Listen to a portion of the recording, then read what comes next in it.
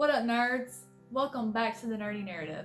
My name is Leslie, and today's Monday Musings is going to be a textual examination of Blind Symphony.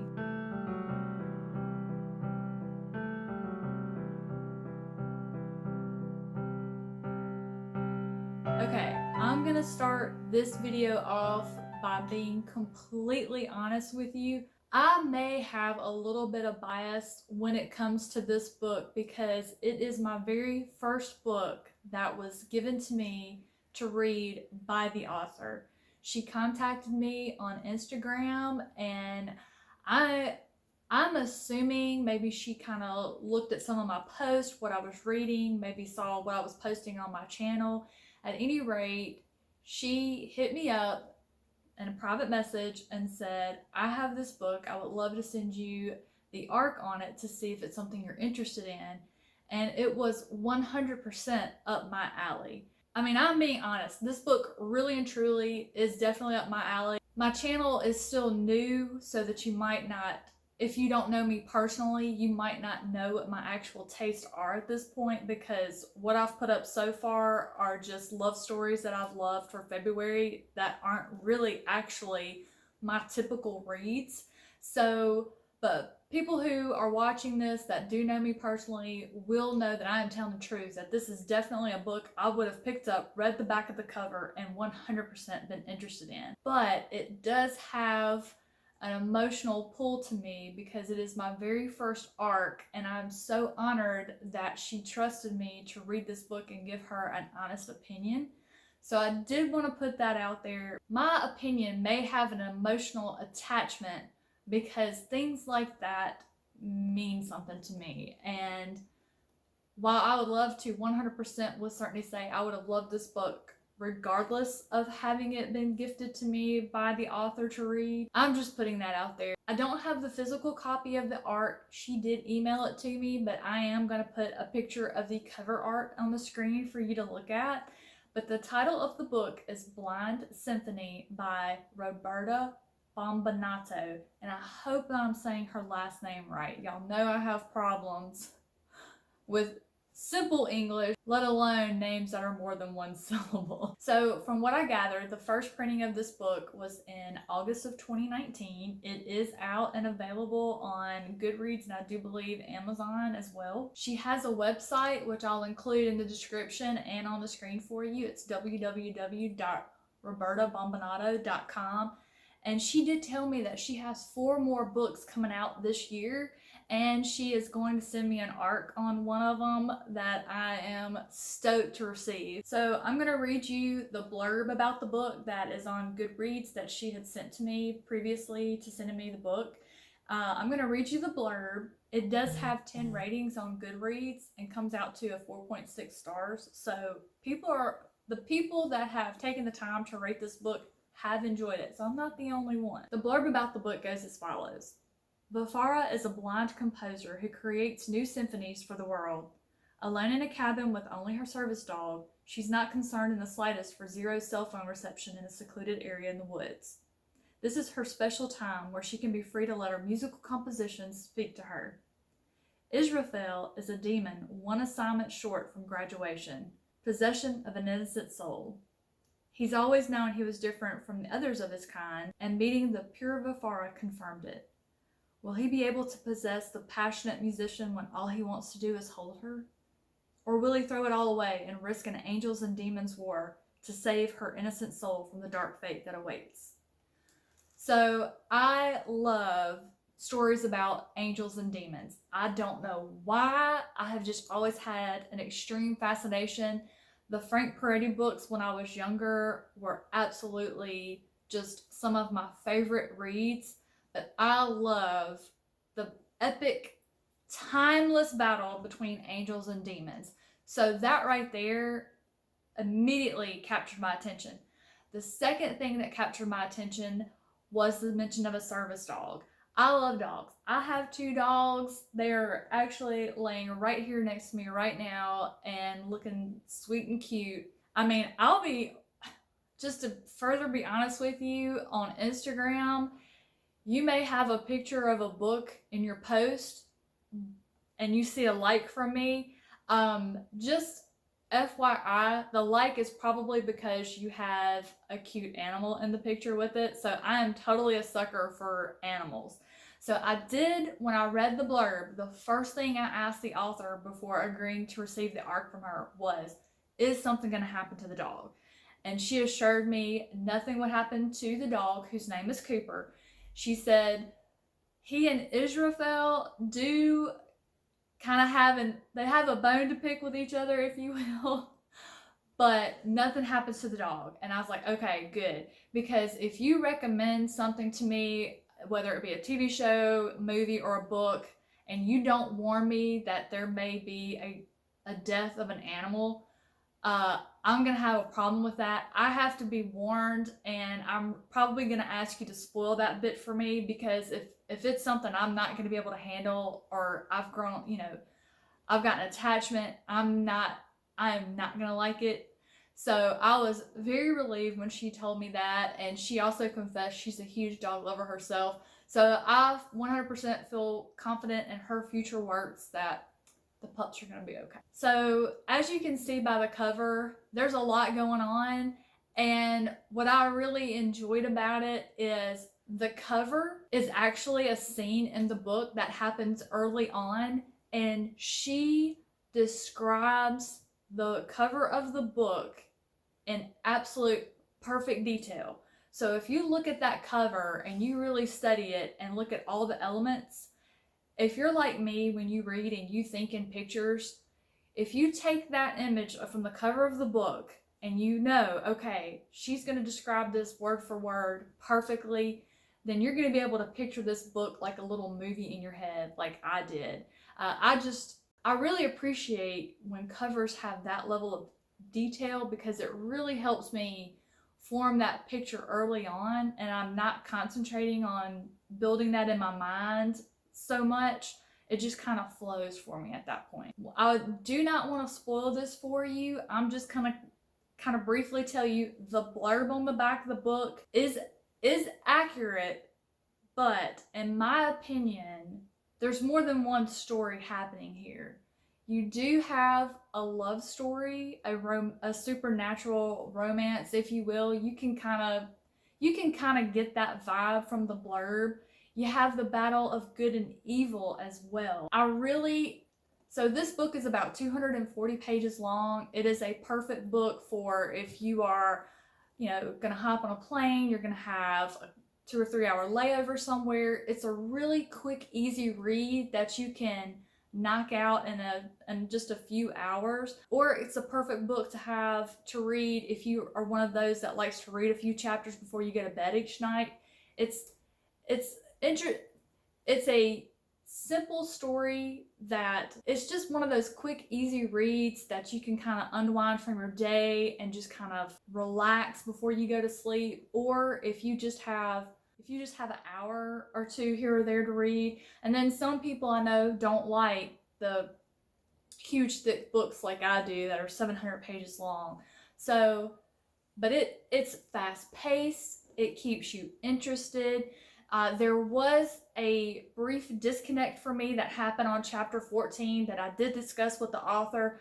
I do want to be fair and say that when I finally picked up this book to start reading, it was kind of late in the evening, and I think I might have been just tired, but I didn't want to put the book down. I just wanted to keep going, and it just flowed, and then all of a sudden she introduced a different aspect of the story. And I think that kind of threw me off, because I think I wanted more of Vafara and Israfel. And here we are, we're getting another interesting, integral part of the story, but I think I really just wanted to continue the love story that was happening. But it just kind of happened and was written in a way that I got disconnected and I kind of lost what was happening. I did go back and reread it about 3 times, and then it clicked. Oh, okay, I understand now. So that could have absolutely just been me that had that happen. But if you read it, let me know what you feel. But it was definitely chapter 14 that happened to me on. Some of the things that I loved about this story. So their names were so different. Vafar, Israfel. I've never come across those names in any books I've ever read. So I really enjoyed that. There were some other characters as well that had just really interesting names that I've never heard before. I cannot pronounce them, and I do not want to embarrass myself or possibly offend Miss Bombinato by saying them incorrectly, but I just enjoyed that. I don't know why. It's probably something silly, but I like different names. Probably because my name is Leslie with a Z. I don't know. I just related to it. I also, for some reason, this is another really kind of crazy thing, but I really appreciated the author did not describe Vafara as, the perfect supermodel, the gorgeous raging beauty. Basically, she was plucked out of heaven and put onto earth. No, she was described as beautiful, but it wasn't that, oh, she's got a six-pack of abs. There was a scene where Israfel did see her stomach, and it was not described as ripped. It was described as she had a soft middle, and he still found beauty in the softness. And that just really resonated with me, because it just seems like all the books, everyone just always seems to be described as perfection. And so I just appreciated the fact that she made this character relatable. She made her seem real to me, because I'm sorry, I don't walk down the street and see perfection. I see people tall, short, pudgy, thin, lean, muscular, not muscular. I mean, I just appreciated that this literally could have been a real person. I don't know, she just really fleshed her out and made her feel real and relatable to me. And when I relate to a character, that just really invests me more in the story. Okay, so this is most likely my most favorite thing about this book. The way the author described how angels comfort humans when humans pray.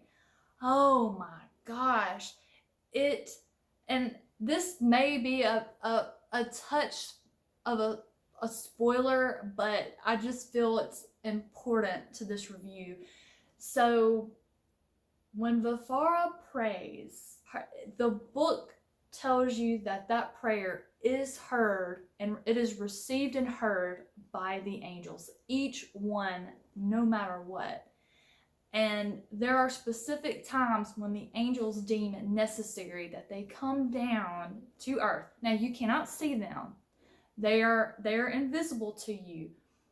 But they literally, the angel came down, and in this story it was Gabriel, because he played a big role in this, and he just wrapped his arms and wings around her, and he just sent some of his light into her to comfort her while she was praying. And she felt that feeling of her soul, and that was insane. That was also something that I could relate to. I mean, how many times have you just had a moment in your life that you were down, or you were just like, man, I really need this, and you just all of a sudden the sun came out and shone a ray upon you, and you just felt warm and lifted, and all of a sudden your attitude changed. I mean, she took something supernatural and wrote it in a way that made it feel real, believable even. So I love that. Like, that stuck with me more than anything else. Like, I finished this book. It only took me 2 sittings to finish this book, and I really wanted to do it in one, but it was so late when I started. And I was trying to go to sleep after finishing it, and I kept having to turn the light on to make another note in my notebook about it. And I just kept thinking about it, and it was just, when a book stays with you like that, that's when you know it was good. Okay, so some things I didn't like about it. Well, okay, it ended. I was not ready for this book to be over. There are so many questions. There's so much more that I want. I want to know how Israfel's parents met. His father was not always in hell. He was brought to hell by Satan. I want to know what he was like. what made Satan choose him. Then he meets Israfel's mother, and they actually, so Israfel's parents actually had an involvement with a prophet that led them to know what to do in this book. I want to know about that. And I told the author, I'm like, I want a prequel. I want to know all about how this happened with the prophet that led it to Blind Symphony. I keep saying symphony. It's Sympathy. Sympathy. And that title 100% totally fits this story. Okay, so I told her, I was like, I would love to have a prequel. And she was like, you know what? I'm going to write that idea in my notebook. I'm like, well, okay. I also want to know more about Israfel and Vafara. What happens in the future? There's a couple of little things that I'm not going to mention that we talked about because I don't want to spoil how this book ends. So another thing I like that I'm just going to throw in here is all of the types of things that Israfel cooks. They're really hilarious. So with all that being said, I really enjoyed this book. I'm so glad that I read it. I am honored that she let me read this book. It felt,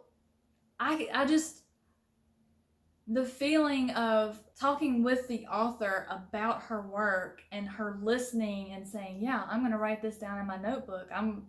I like this idea.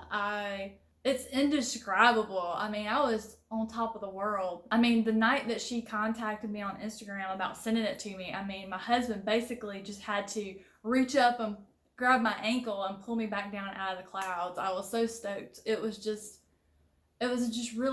an amazing honor, and I can't wait to see what she has next. And I told her I really hope that she made this story into a series, because I'm not done. I'm not done with these. I am not done with Vafara and Israfel. If you're in the market for a quick, easy read with a great story. And so those are my thoughts about Blind Sympathy. I really enjoyed this book.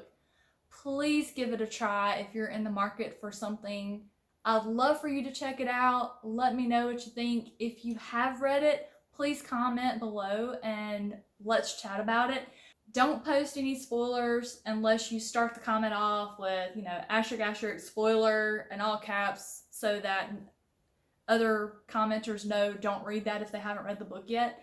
But thank you for watching. If you liked this video, please give me a thumbs up. And while you're at it, if you haven't already, I would love if you would subscribe to my channel for future content. I post every Monday, Wednesday, Friday, and would love to see you soon. Have a great rest of your day, and I'll see you soon.